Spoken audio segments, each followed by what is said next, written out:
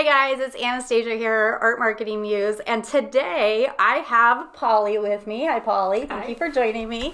Thank you. I originally reached out to Polly because not only is she a fine artist, but she's also an author, and she's published. But then after talking to her, she talked about something that I thought was so amazing and that so many of us struggle with, and that is roadblocks to imagination and creativity. I've always heard artists so often, and myself as well, that we hit that moment where we're really struggling with a roadblock or obstacle. And it so happens, not only is she an artist and an author, but she's also a creative consultant. So she works with people getting them through their roadblocks. So she has a fine art degree, right, in art, of course.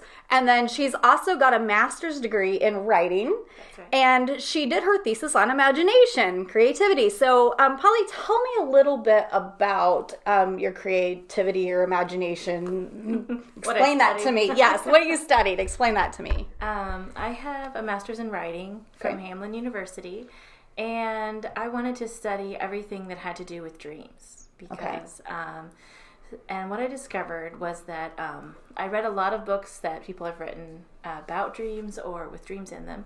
And to me, it seemed like the place of the imagination and the place of dreams are the same. So I read a lot of Jung and ancient Greek people and Joseph Campbell, anybody I could find. So one example would be, The Wizard of Oz was written by Frank Baum. Mm-hmm. And one of his main nightmares was about a scarecrow.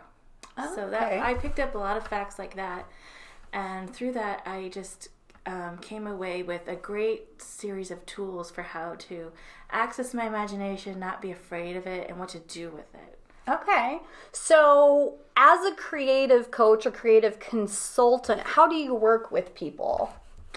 When I meet with people, it's really exciting because they tell me different blocks that they have creatively or different situations they're dealing with, maybe just a fear that they have. And then because I've been through all the same things as an artist, I can give them some tools that I used and they just eat it up. They love it. Oh, absolutely. I think as an artist, we all struggle with it at some point. We get that creative block or we're like, where's our muse? It's abandoned me. So do you have any tips for artists out there that are struggling with that?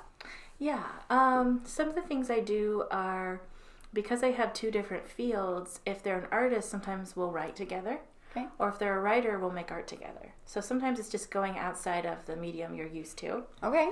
Other things we do, courage breaker exercises to get courage. We'll work on proposals together for a show or finding the theme in the art that we already have. Okay. Things like that. And if for all the artists out there that are just struggling at this moment in time and they're saying my muse abandoned me and I just don't know what to do right now, what advice would you give them? What would you tell them they could try at home or try to do? You shared a story with me earlier that I thought was really cool. I have a good story about that. The reason I feel like I can give this advice is because there was a time when I couldn't draw or create anything. And I was really mad about that, and I couldn't figure out what to do. So one day I was with my son, and he was coloring. He was maybe 1 year old. And he's like, draw me a picture, Mama. And I couldn't. But finally, the only thing I could come up with was a fish inside a gumball machine. Okay. When I was a kid, I had wanted one. They used to sell them, a little fish tank. And I thought, this is sad. I have an art degree, and this is the only thing I've drawn in 2 years, and I can't seem to come up with anything. And I was trying to make a portfolio for illustration, and I was trying to enter into magazines, and I had nothing. So then I thought, well, I can do something with this. I have two drawings. I have a kite, and I have a fish. And I will make a web. So I took a webbing program off the internet, made a web. Here's all the things I'm always thinking about. The sky, clouds, fish, kites. What do these things have in common? Sure. And I just had this web, and I was like, okay, I like things that float and fly. Great. And then I had some sketches of envelopes. I love writing letters and stamps and that kind of thing.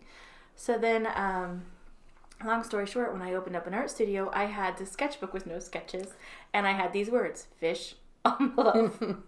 And so I said, okay, well, I'm going to honor those. I know from my studies in imagination that all I have to do is honor this picture and something will happen. So I painted the fish inside the gumball tank, and he was crying, and I wanted it to be kind of like Van Gogh's ear. So it's kind of representing, this is my blocked place. I'm in an injured place, and I want to create again, but the creative stuff is stuck in here inside this tank. And it's sold in 2 hours to a friend of mine, my realtor. And I thought, why did this sell? Like, I painted another one that was happy, a happy fish. No one wanted it. It's still in my house. Right. Because people want to access that energy from the time we were blocked. Right. So in order to get out of a block, you just have to honor that pain and your frustration and draw the image that you have, or paint it or act it out. I love that so much. I keep a notebook with me as an artist, and whenever I see a quote or an image or even a color or something that inspires me, I write it down so that I have it sort of as a reference for when I hit those moments. And I love that you say honor it, like honor the roadblock. So many times I think as artists, we hit that roadblock and we're like, oh man, I don't know what to do. But I love that you say honor it and just push through it. Where would they be able to find you if somebody wanted to find you online and maybe ask for help or look at your artwork? Where would they be able to find you? My art page is thatpollygirl.com. Okay. Which maybe was a mistake because I'm getting older now. But that's easy to remember. And then I have my consulting page is pollymccann.com. pollymccann.com, and I will list those on here. So thank you so much for meeting with me. You've met with me a couple times now to sort this out, but it's one of those ideas where, and it goes back to honoring the process, but we met with a total different intention, and then as we talked, the creativity part came out. And I think as artists, even though I talk about business and marketing so much, I think that creativity, it's what we do, it's who we are. And when we hit that roadblock, we start to stumble and freak out a little bit. And I love that message of just honoring it and sitting with it and working from it. So, and we don't realize how much it inspires the people around us. It unblocks their creativity. Right. Because when I met you, I was at that point where I just started making art again. And I was like, wow, look at this beautiful studio. And she's so vibrant, energetic. I was like, I could do this if I just keep trying, Right. So don't give up. Just art, they don't know that we're having the same day as them. We're like, oh my gosh, how am I going to make it through today? But that energy just keeps coming out, and it just builds and grows. And people that showed in my gallery or I met and talked with them, they suddenly are out making more art, having more shows. And I don't know, we just encourage each other. I love it. Thank you so much. If you guys have any questions, again, go check out Polly's website. I'll post it in the links, and have a great day. Keep creating. Bye. Bye.